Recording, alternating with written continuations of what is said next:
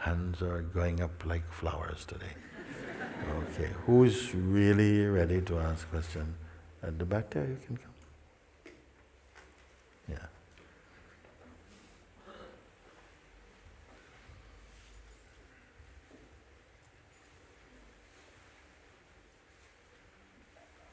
Namaste, Moojibaba. Namaste, thank you.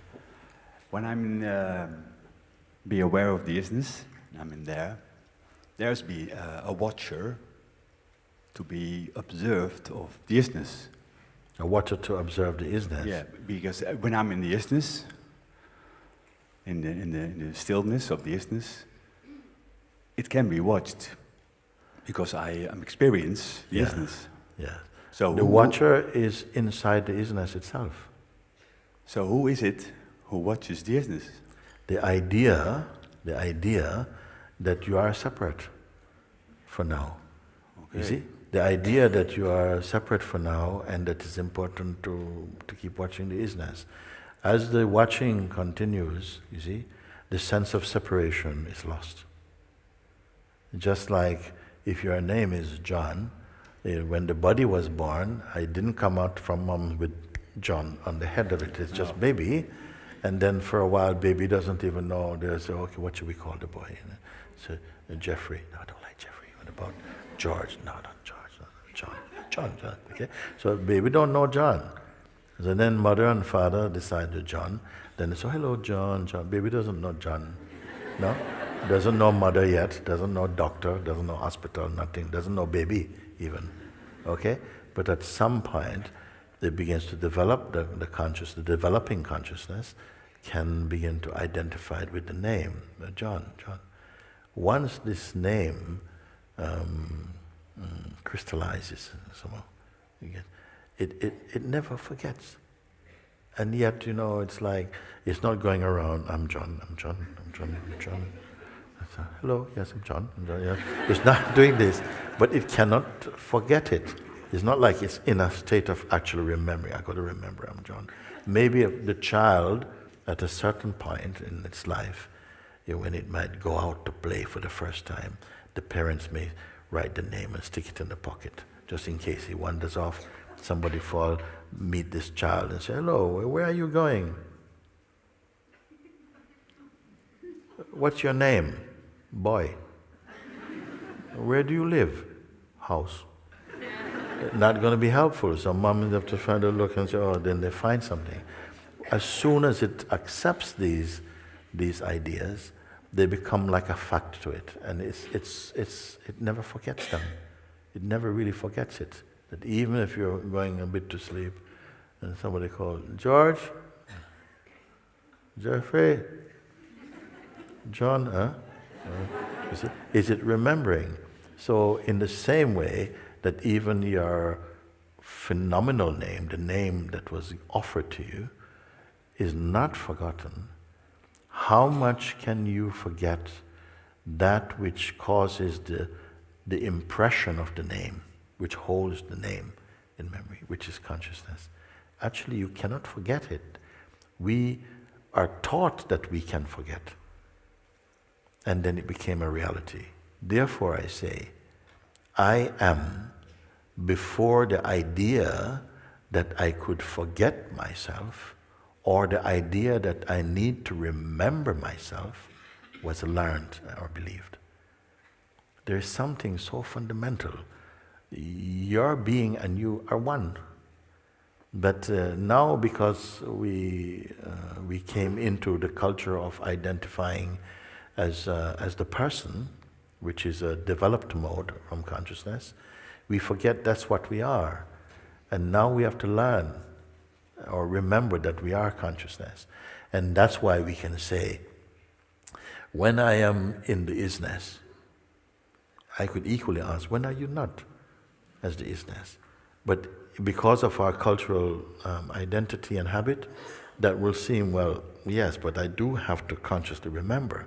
So say, in the beginning, we have to practice a lie, in a sense, something like that, in order to stabilize the truth again. Yeah. It's a bit For me, it's strange. just like I'm in a room, with all the doors closed and there's no light. Yes. When I open the door, the light comes in. Yes, When I close the door, there's no light. yes, So it's like Yeah. the yesness is then, if there's no watcher, where's yesness? yes.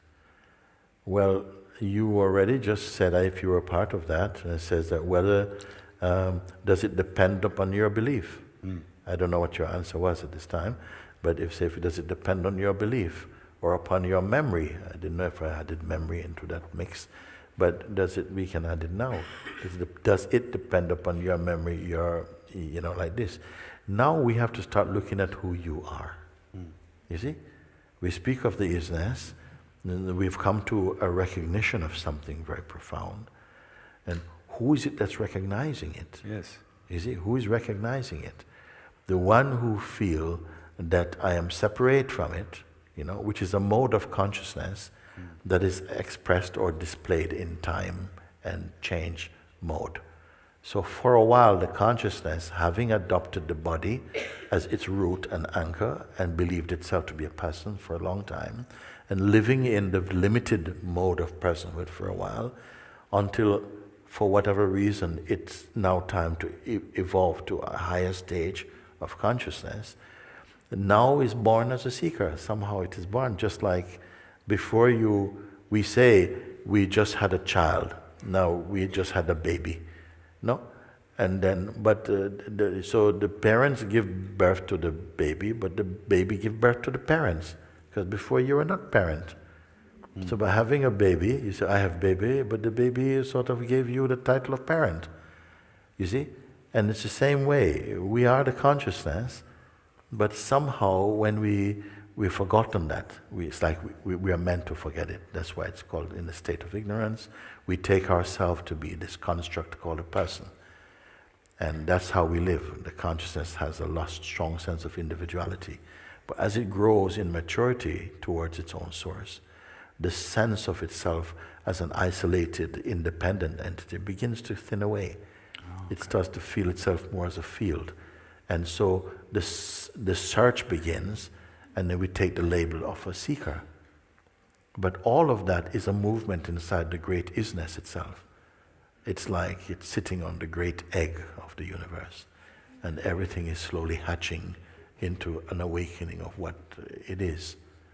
It's just a way of expressing that. There are many ways of expressing this, depending on what field of belief or paradigm but this I feel is not a bad way. The seeking happens.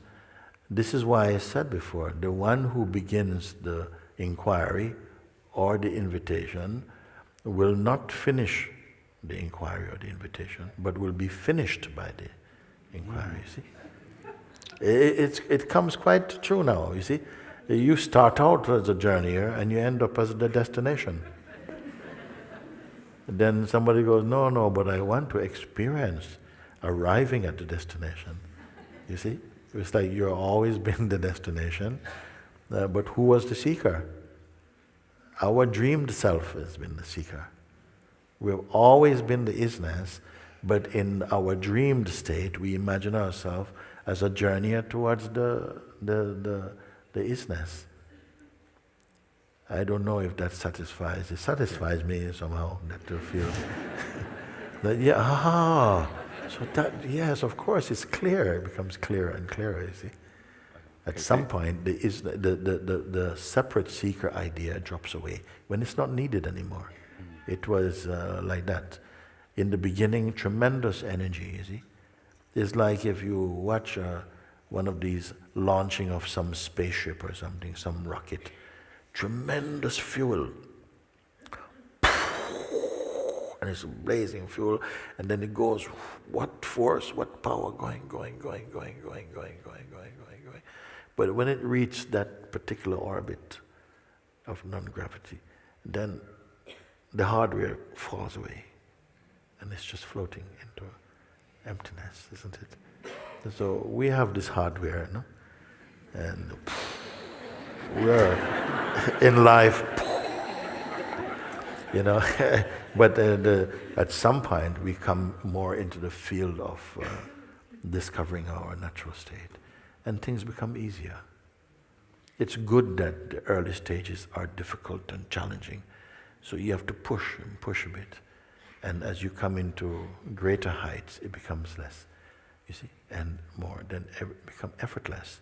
Then you realize it has always been, that effortlessness has always been here with the mask of the effortful over it or something. Thank you, Moji. Thank you. Thank you for calling my name. My name is John as well. John!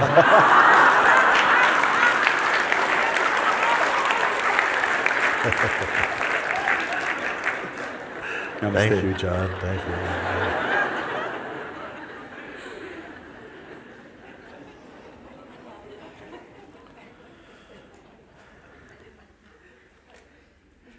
So, you know,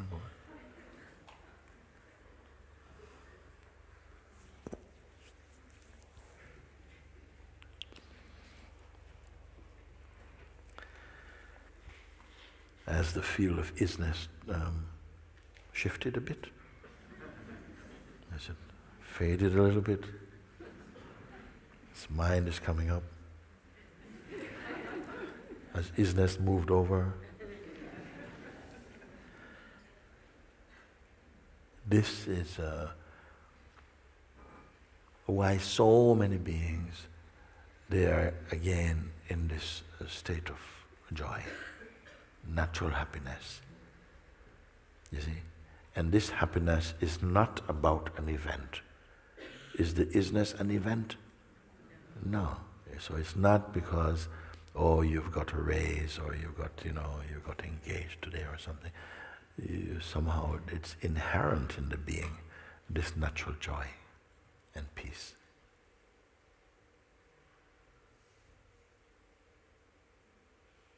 So even when we did not feel it, it was there.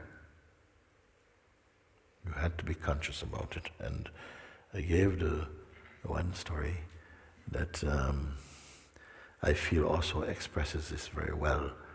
It was a story of two boys who grew up in a town, and they were been friends from as soon as they met. They grew up like this. They always met in the same place, sit on a bench in the middle of town, and they would talk their souls out to each other. Everything, no secrets was held. So just to keep it simple, one I'm going to call A, another one B, okay? Like this. So they are very close. They're very, very close. And as they grew up, through teenage years, they grew into men, and Mr. A got married and had a son and like this. And B, he likes traveling, seeing the world and so on. But whenever he travels, come back and he meets his friend, and they would sit and they would just have so much to talk, and so much love is there, no? Like that. So what happened is that in adulthood, no? Mr. A and Mr. B met and they were talking, and B says, you know, I feel to go traveling again very soon. So his friend, Mr. A, says, listen, I just have a strong feeling to tell you something. I've not shared with you this before, but I think it's time. I'm not feeling so well these days. And you know, I just want to tell you that I received a large inheritance from my family, and I didn't want to disclose this to my wife because she just spends money like drinking water, you know. And you know, I think that she would spoil our son with all this buying things all the time. So I've put the money in the box, you see, gold actually, and I've put it under the house. I just feel I have to tell you this. So B says, okay, what's wrong with you? He says, I don't know, I'm also afraid to go to doctors and so on. So anyway, time come and B travels, went traveling for 6 years. He was traveling around. And then after 6 years, he had the feeling to return home. In those days, there were no internet and things like that. So he came home, and as soon as he arrived in the center, the bus stops and everything, and he gets off and he's walking, he sees the wife of his friend begging on the street. Like this, she's begging, And he walks over to her, he says, Amma, she looks at him. Oh, I know you. You were my husband's best friend. Yes, but why were we are best friends? You don't know what happened? No, what happened? Oh, A passed away some 3 years ago, and we have no money. We have to beg every day, and we are hungry. We hardly get any food each day. So B says to her, look, I'm so sorry to hear this. I really, really miss him now. So much looking forward to meeting, but I'm so sorry. But anyway, Mother, I have some good news for you. So the moment he mentioned the good news, you see, her heart begins to lift up the clouds on this, because she knows that he's a trusted person. Huh? He says, come with me, come with me. So they went there and says, you know where I can get a shovel or something? Shovel, what for? Just go to a shovel. So they went and they got a shovel from a neighbor, went back to the house, and he told her, your husband confided in me that he had saved all this money, but he was always afraid to let you know about it because he thought you'd just waste it, and he couldn't bear the thought of that. So what happened, he told me he buried this money under the house. Come, let's go and look. So immediately they removed some floorboards and they started digging and digging and digging and digging. Maybe 15 minutes they're digging, and then suddenly, thump, start too quick. Found a box, and inside the box was all the wealth she could imagine would be there. All the money she could conceive of, even dream about. Now, my point is that this money was always there, and it belonged to her. But was she rich?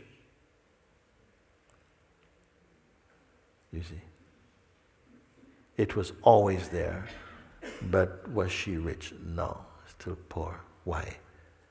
Because she was not aware of it.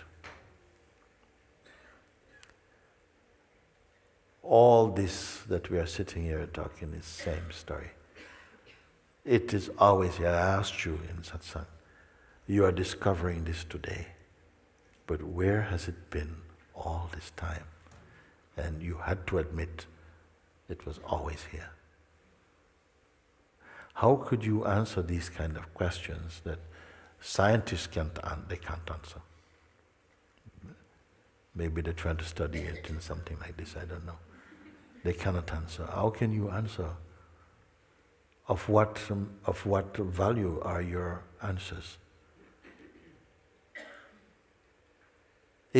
Why I asked you also, leave the mind, the tendencies and habits aside. Because if I had not done this, when I asked those questions, you would have answered with opinions. The room would have become noisy. But because you were not given that facility to go back into your speculation and so on, you were answering, the answers were coming from another place, a deeper place, a knowing place. But it is not knowledge, it's not holding it like knowledge, it's just a knowing. It's fresh, you see. And this must again become our natural place. Now that you have discovered, and the discovering will continue also, yielding fruit, insight, intuition, you see.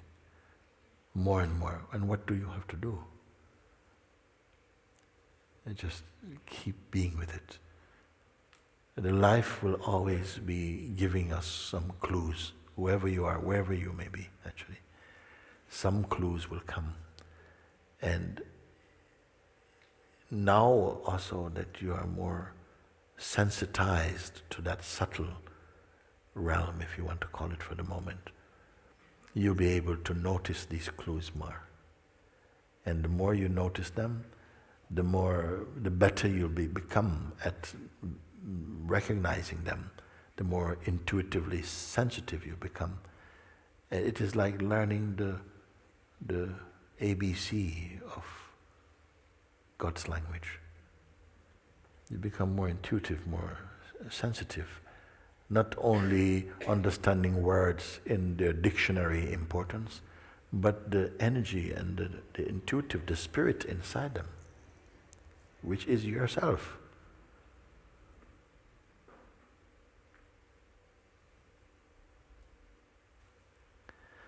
And so more than this obsession or this strong habit of thinking life, you are life.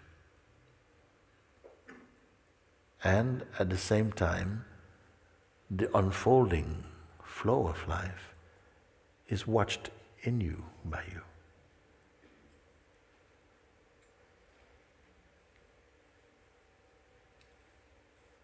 Now, how near to you is this understanding?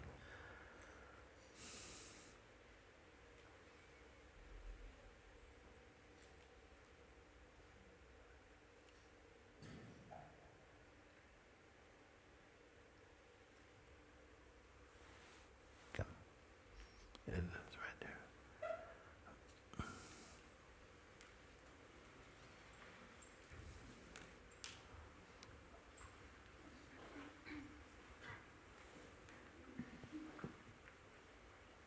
Namaste, Thank you. love you. Ah. Okay, let's start first. My daughter died a few months ago, and if I make it really still inside, silence, then I can feel her. She's like we are one.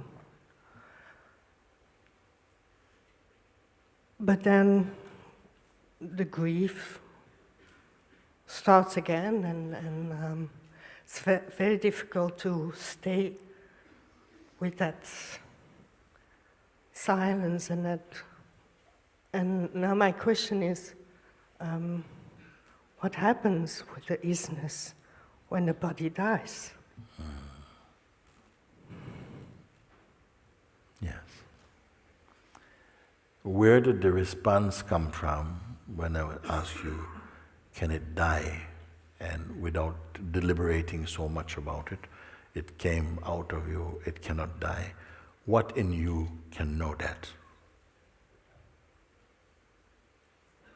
Is it the mind?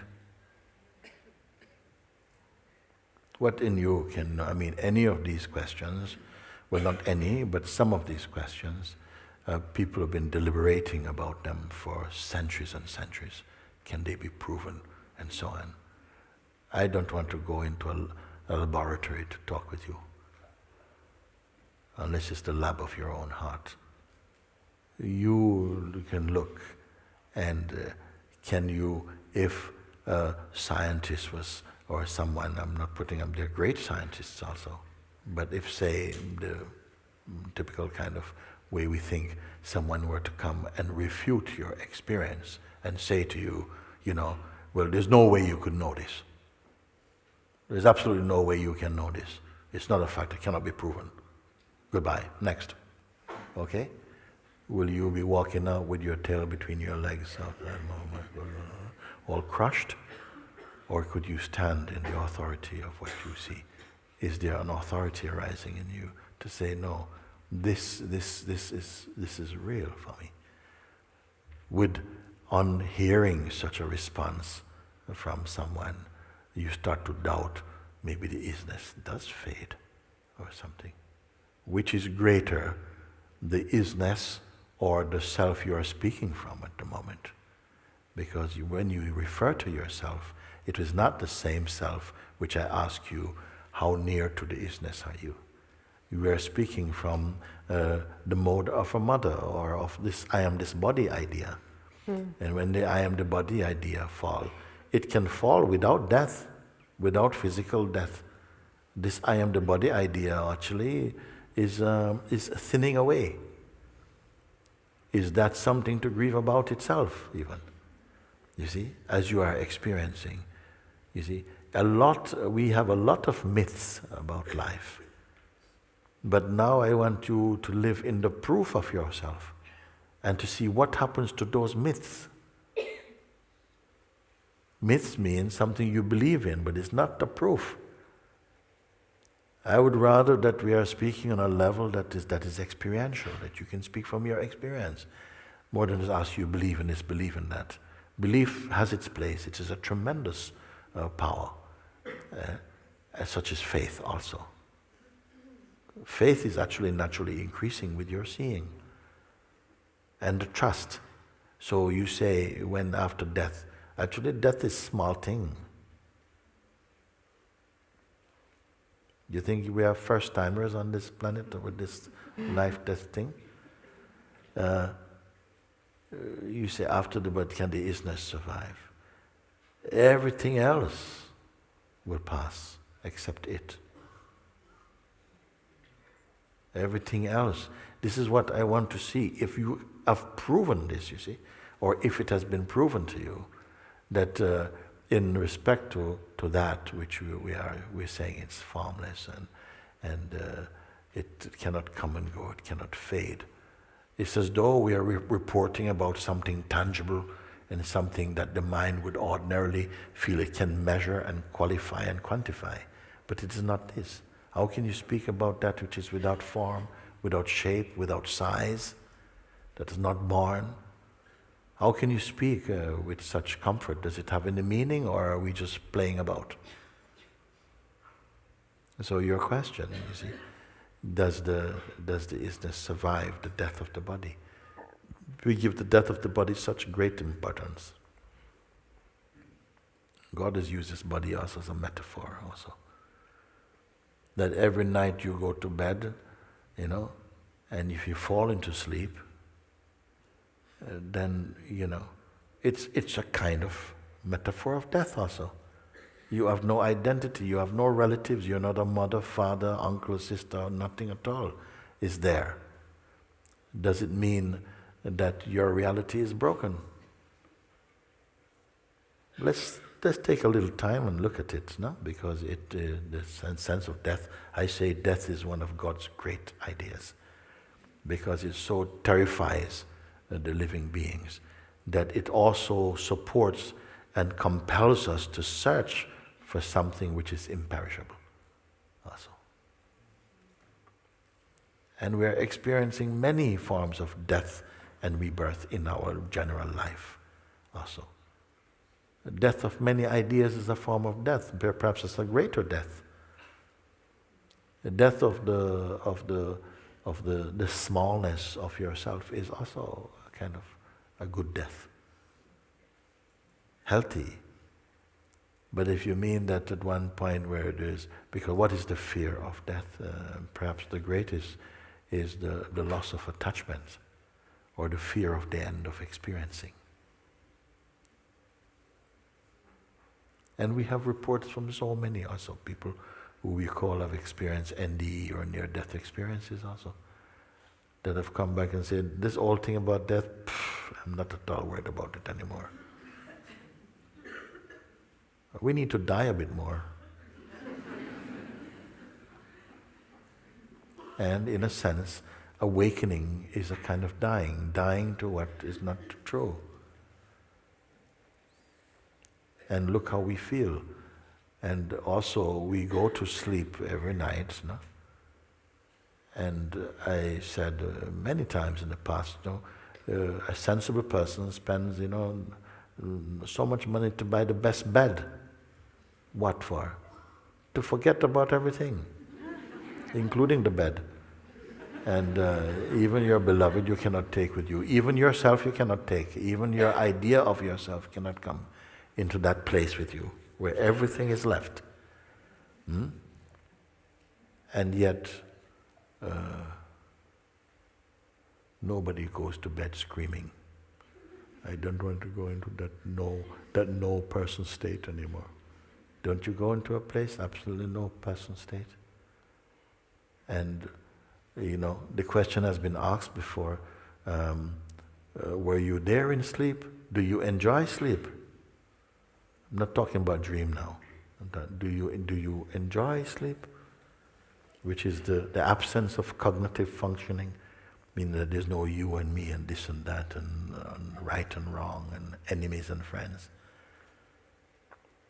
I feel I would prefer that someone don't say to me, sweet dreams. The waking state is already full of dreams. No, dead sleep. Dead sleep. I don't want to know nothing at all. It's dead sleep. Because only in dead sleep, then in the morning one wakes up refreshed. Feel, that was really good, really sound sleep. Why dreaming? This waking state, enough is of dreaming. As I said, each morning we wake up from sleeping, but to be awake in the way that I'm speaking, you must also wake up out of the waking state. Because in the waking state, we feel now we are awake. But if you don't know who you are, we are still asleep to what is true. And the biggest kind of sleep, a sleep in which we dream we know so many things, but the knower of knowledge we don't know. You see? So you say you lost your daughter some months ago, and when you are quiet and so on, you can feel the sense of oneness with her. But then when grief sweeps in, you see, and then there's kind of turmoil. Grief has its place also. But with understanding and knowing really what she is, or rather knowing who you are, you'll come to terms with this much, much better. You'll know who she is. You see, something is gone, something is perishable. Even the body, I don't know, it's more recyclable. You see, and the kind of thinking, who she takes herself to be, most strongly, has a kind of generative force, and will give a certain kind of experiencing for a time. You see, of a much higher state of life than we are experiencing on the earth. You see. But what we are speaking here, actually, when I speak like this, sometimes I say, I want to invite you beyond heaven. It sounds a terrible thing to say, but I don't mean any disrespect to that. Because if it is a world, again, of images and pictures, they will also be existing in some mode of time. And maybe you say, we will never change. That means that you will never grow then. There must be something. I am not dismissing that. But when we point to that which is, the heaven must be within you also. As are hellish states possible to be experienced within you. Have I gone too far to say this? You see? When you came to a place beyond the names and forms like this, you see, did you feel something is desperately missing in you? Of course, we have this tangible, dynamic realm of life where the relations are still there and somehow we are moving in that. And that is for me fine also. I have got nothing against the dynamic expression of consciousness. What happens to that world is that finding who you are here, you see, it enriches your experience, in fact, as a field of harmony. It becomes much more an expression of the oneness, in fact. So form or no form are still inside the one. You see? So yes, we are afraid that anything happens to our attachments, basically. And it seems that that's the worst thing that can happen in life, is that the thing that we most value, something upsets us because something interferes with that. But I say, keep growing inside. Keep growing into your understanding. Do you feel drawn in some way to dedicate, your energy to going more deeply into what you're discovering today? Nobody has anything to say about that. You see? This is why I say, my God, you don't realize what you are discovering.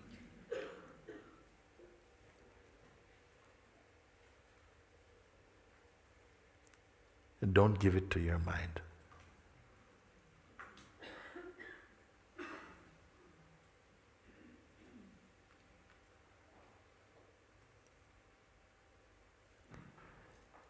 Because the way that we may be thinking, because of motherly attachments, fatherly attachments and so on, the way that you may be imagining is not the state she's in necessarily. You see? You maybe feel, I wonder if everything's okay with you and this kind of... And, the whole of that area, I would just say, just offer it to the Supreme, offer it to God. You continue with this life force that is put in this body, and the urge, the capacity to search for higher, to go higher and higher in terms of your understanding and experience into this. And it will inform you of what you need to know, if there are other things you need to know. In the more dynamic realm, you may come to find them out. But so great is this, you see, because you're not discovering about yourself as a person. You're discovering in yourself the allness of things. And if our person is so dear to us, this is where your energy will go, to protect the sense of your person and its world. If you see that in any mode of consciousness, such as the person realm, it gives some sense of some comfort. We like the relationships. I like being me. And this is fine. I don't want to disturb that. You go ahead, it's fine. Because it's a question of timing and maturity. When we come to a stage when you feel, actually I'm more open to that, to just allowing that space to be taught from inside, then you'll see that again you're raising up. And as much as this evolving movement is there, on each step, as I said earlier, it's like a platform, and that platform is working on higher states of consciousness. It's much more subtle, and as you go higher still, it gets more subtle like this. Because the gross identity of personhood, with all of its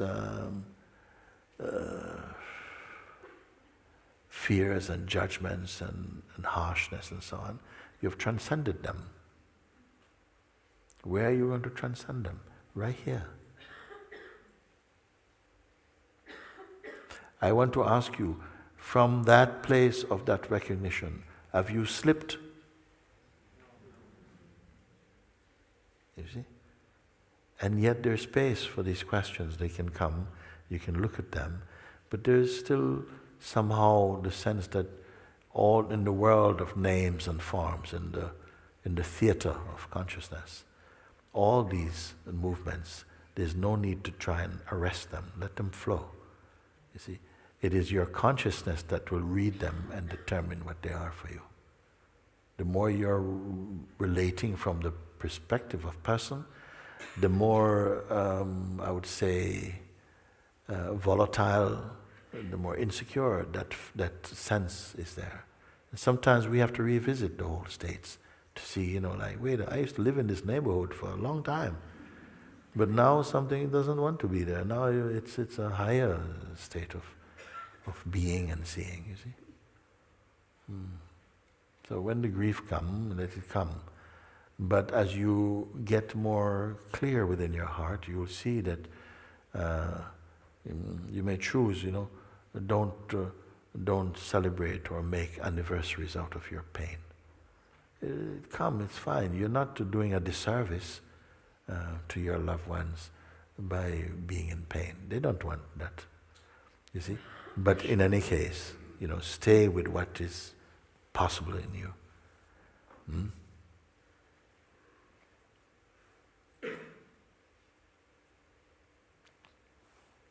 Thank you.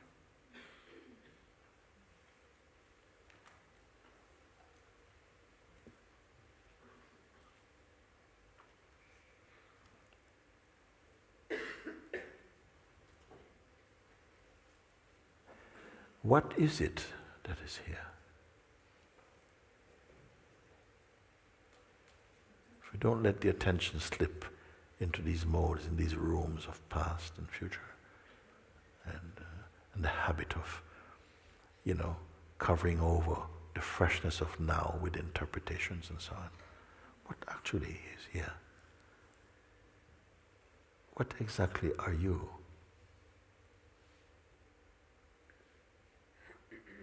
We intuitively know that we exist and that we are perceiving.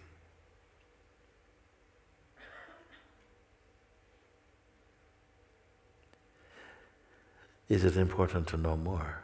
Well, yes, it is important to be more clear, because when we say we know that we are, if we don't go more deeply into an experiential clarity of this, we may feel that we are just existing as person. And a person is a very restrictive, very narrow form of consciousness. And we can stay in these modes for a very, very long time, lifetimes maybe. So recognizing that even the person is largely ideas and memory, and that is observable. The thoughts and the feelings, they come in seeming unending succession, they're coming. Can any of them be what you are? Because if your thoughts and feelings are what you are, and they come and go, then when they go, you would also be gone. But you're aware, you were there before they appear. You're here during their appearance. You're here after they depart. How you can be them?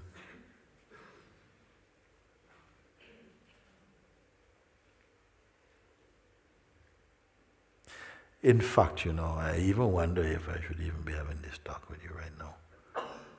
Perhaps after the invitation, I should just say, you know what, go in your cocoon and just marinate in that isness.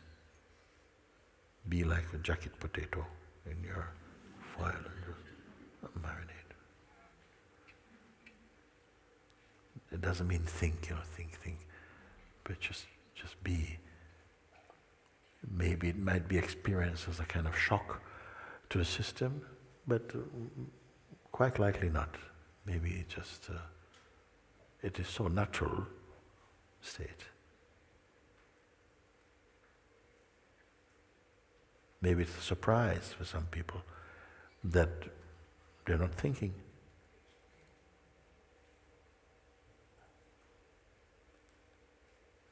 Because for some beings, the waking state is synonymous with thinking and doing. Like from the moment you become conscious, your mind is in some gear or something. First, second, third, fourth, fifth, sixth, reverse, but rarely neutral. And now you are being introduced to that neutrality of being.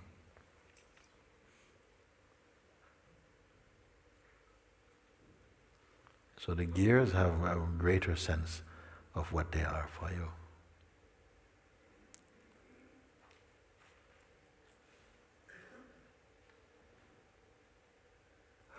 I said also that within us is the capacity to move to higher states of consciousness. But there's also a power within us that seems to work to keep you in the mode of personhood. And for a long time it can feel it's the easiest state to be in. It is so practiced, so rehearsed, we're so cultured. It seems our very existence seems to promote personhood.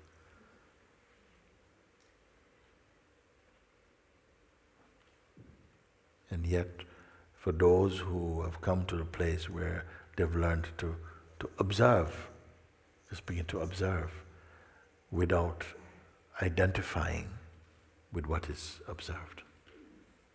You see, that even the reflexes of, action, reaction, interaction are observed without even a blip in the inside. Watch from this place. Are you dead?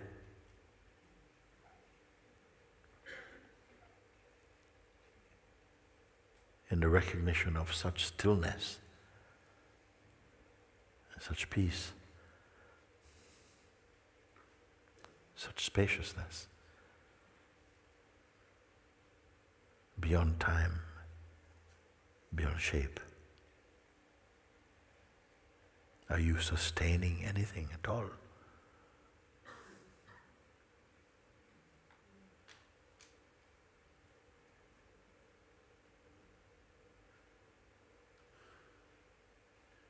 Or can't you wait to get back to the mind?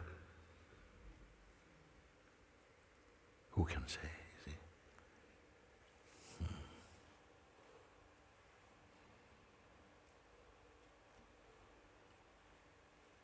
Very good.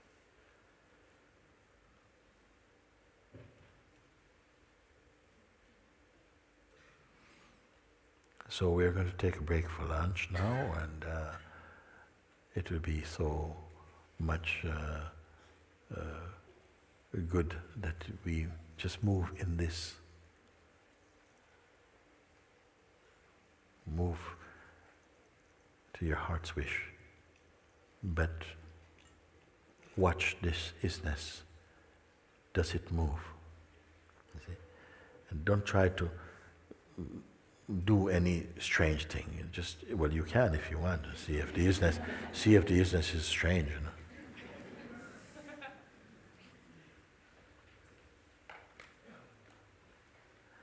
Can it be lost? And yet we can have a sense that we've moved away from it. Who is the we? You see? For many years I was sharing with what we call self-inquiry. And self-inquiry was the path also expounded and encouraged by Ramana Maharishi, also Papaji and Sri Shankara. It's a very, very powerful path, you see. And it supports the invitation tremendously for those of you who may have some experience with it. But from time to time it is necessary I bring some few pointers from this beautiful path to look at where the mind wants to go, to escape. And I say, if mind is playing any antics, there's something that is already aware of it. And there's a sense of choice. What is the choice? Just to stay as you are. Or to go with the pull of the mind and to engage and to proliferate into more thoughts or something. So some discipline, a natural and very healthy and enjoyable discipline, begins to emerge. That is not a strain, it is not tiresome, you see.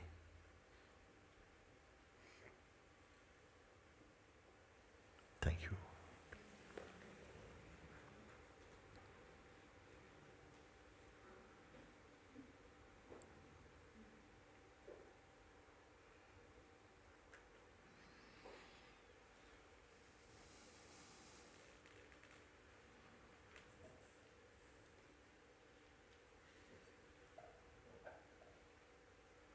Thank you. We're having some It's coming. Very beautiful.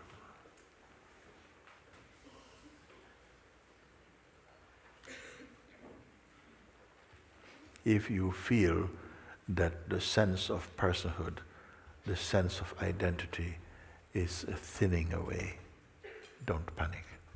It's the most beautiful thing, because you are here to watch the sense of thinning away. So,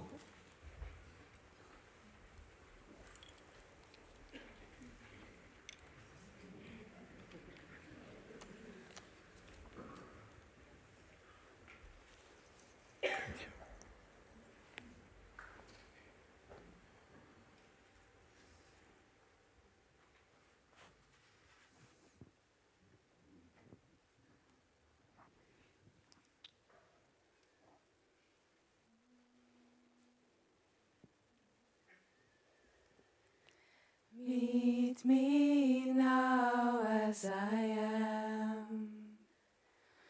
Hold my heart close to yours. Make me the one I'm here to be and live in me. Meet me now as I am. Hold my heart close to yours. Make me the one I'm here to be and live in me. Meet me now as I am. Hold my heart close to yours.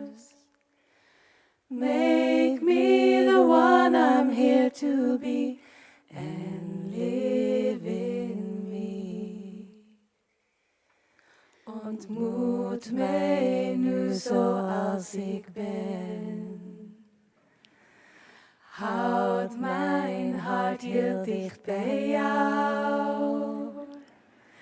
Maak mij degene die ik ben en leef in mij. Ontmoet mij nu zoals ik ben. Houd mijn hart heel dicht bij jou. Maak mij degene die ik ben en leef in mij. Ontmoet mij nu zoals ik ben. Houd mijn hart heel dicht bij jou. Maak mij degene die ik ben en leef in mij. Ontmoet mij nu zoals ik ben. Houd mijn hart heel dicht bij jou. Maak mij degene die ik ben en leef in mij. Meet me now as I am. Hold my heart close to yours. Make me the one I'm here to be and live in me. Meet me now as I am. Hold my heart close to yours. Make me the one I'm here to be and live in me.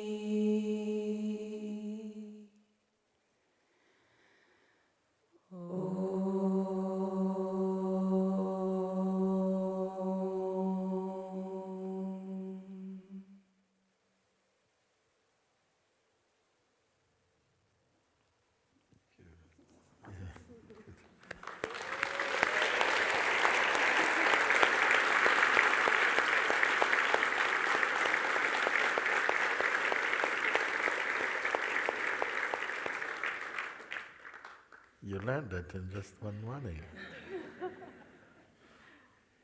Very good. Well, is it very good? Oh, it's very good.